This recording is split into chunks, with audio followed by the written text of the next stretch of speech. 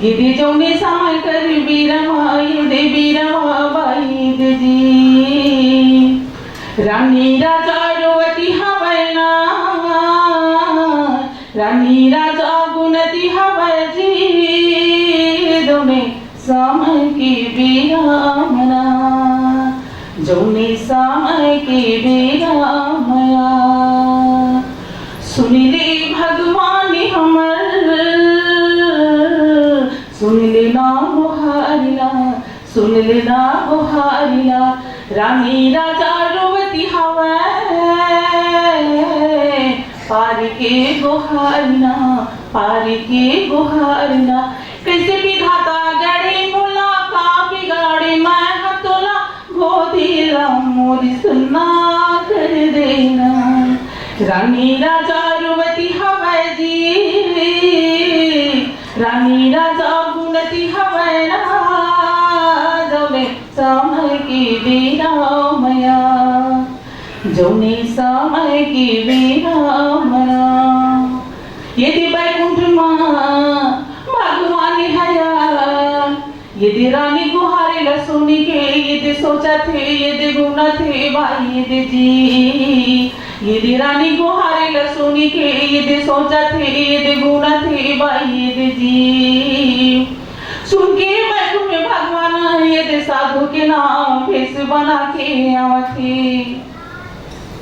बैकुंठ के भगवान हाँ साधु भेष बनाए रानी के द्वार में आवे मोला भिक्षा देना साधु बोला थिया मोला भिक्षा देना साधु बोला थिया यदि मनी मन मांगू न थे यदि गुण थे भाई यदि जी यदि मनी मन मांगू न थे यदि गुण थे भाई यदि जी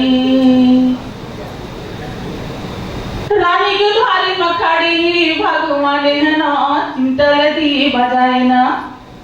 यदि रानी के द्वारी मखाड़ी भगवान है ना चिंतल दी बजाए ना साधु भेष बना यदि खाने मना ये कमंडल धरे यदि भिक्षा दे दे कहते भाई दे जी यदि भिक्षा दे दे कहते यदि कहते भाई दे जी जल जइयो सूजी बिना हरि भजन बिना गुरु ज्ञान बिना जल जइयो सूजी बिना हरि भजन बिना गुरु ज्ञान बिना गुरु ज्ञान बिना हरि ध्यान बिना गुरु ज्ञान बिना हरि ध्यान बिना जल जइयो सूजी बिना हरि भजन बिना गुरु ज्ञान बिना भजन बिना गुरु ज्ञान बिना रानी आवती ना धर के भिक्षा गिया मोरा भागिन के हाथ ले लेना ये दे कहते भाई ये जी मोरा भागिन के हाथ ले लेना ये दे कहते भाई ये जी आप लोगों को समझ में नहीं आ रहा होगा भगवान उनके घर में आते हैं उनको आशीर्वाद देने के लिए रानी को और आशीर्वाद के रूप में जल देते हैं वो जल आप पी लो फिर आपके घर गोदी भर जाएगा आपके घर में बच्चा आ जाएगा 1 साल के अंदर में ऐसा उनको वरदान देते हैं उसके बावजूद भी वरदान देने के बाद में उनका नसीब में ये लिखा रहता है कि उनका बेटा जो पैदा होता है 9 महीना बाद जब पंडित को बुलाते हैं तो पंडित जब उनका नामकरण करते हैं तो फिर उनके घर में दुख भर जाता है पंडित बोलते हैं कि आपका बेटा बहुत ज्ञानी होगा बलिदानी होगा लेकिन योगी भी होगा तो फिर रानी मूर्छित हो जाती है कि मैं ले दे के तो मेरे को औलाद हुआ नाम रोशन करने के लिए उसके बाद भी पंडित आप कैसे बात कर रहे हैं राजा बोलते हैं कि क्या बात है मेरे नसीब में क्या लिखा है मेरे बाद मेरे राज को कौन चलाएगा इतना बड़ा उज्जैन गढ़ राज उसको कौन चलाएगा तो बोलते हैं कि आपके नसीब में तो जो भी लिखा है वो लिखा है राज लेकिन आपके बेटा के नसीब में यही लिखा है कि आपके बेटा साधु बनेंगे और साधु बन के पूरे दुनिया का भ्रमण करेंगे। और उस भरथरी में 3 साल की उम्र में तीर बाण चलाने लगता है, घोड़सवार करने लगता है। मतलब उत्पादन का जो प्रक्रिया होते हैं, कभी कभी हम लोग कुछ कार्य करने जाते हैं तो बहुत जल्दी जल्दी अपना सम्मान पाने लगते हैं, अपना कर्म करने लगते हैं। उस रूप से उस बच्चे ने, भरथरी राजा ने 3 साल की उम्र से इतना ज्यादा यानी बलवान और इतना ज्यादा समझदार हो जाते हैं कि बचपने में ही सारा कार्य करना चालू कर देते हैं। तब फिर रानी बोलती है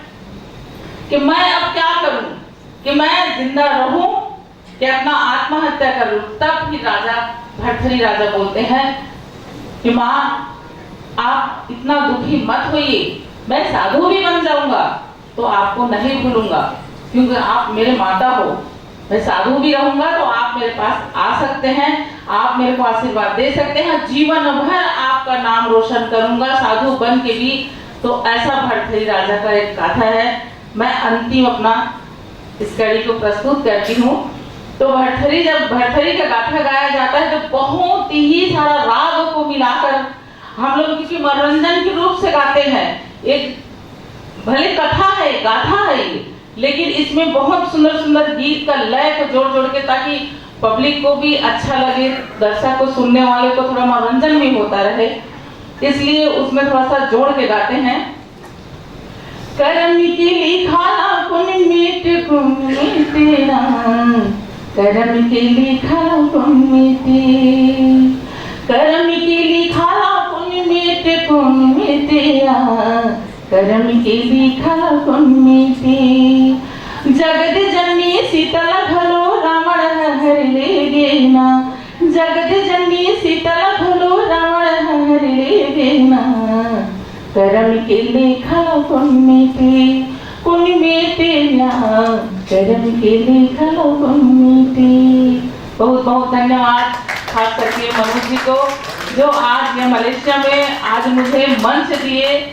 इसके लिए मैं बहुत बहुत धन्यवाद करती हूँ। मेरा सपना था 2003 में ICCR में मेरा नाम रजिस्ट्रेशन हो चुका है, मैं उनके पैनल में मेरा नाम मिलेगा आपको, लेकिन नसीब देखो मैं मनोज जी के साथ यहाँ पे विदेश में गाना गाने आई हूँ, ताकि मेरा पासपोर्ट में थप्पा लग जाए कि मैं विदेश में कार्यक्रम कर चुकी हूँ। लेकिन मेरा नसीब देखो उसी ICCR के मंच में मैं गा रही हूँ, ये बहुत बड़ी बात है। बहुत बहुत धन्यवाद, इस दिन को मैं कभी नहीं भूलूंगी। और हमारे अध्यक्ष महोदय गुरु जी इतने ज्ञानकारी हैं, मैं तो आपसे बात कर रही थी तो मेरे समझ ही नहीं आता था, सुन के समझ में आया कि आप कौन हो। बहुत बधाइयाँ आपको राष्ट्रीय से अंतर्राष्ट्रीय होने हेतु, बहुत बहुत शुभकामनाएं। सम्मान प्रक्रिया चल रही है और इस क्रम को मैं बढ़ाने हेतु हमारे साथ यहाँ उपस्थित हैं आदरणीय डॉक्टर बाल कृष्ण पांडे जी, जो प्रयागराज इलाहाबाद की धरती से मलेशिया की सरजमी पे आए हैं और कावे की खुशबू लेकर यहाँ बिखेरेंगे। आदरणीय राष्ट्रीय रामायण मेला के अध्यक्ष रह चुके हैं, इंटरनेशनल रामायण सेंटर भारत के मेजेस्टिक ट्रस्ट हैं। बहुत सारी उल्लेखनीय सम्मानित पदों पर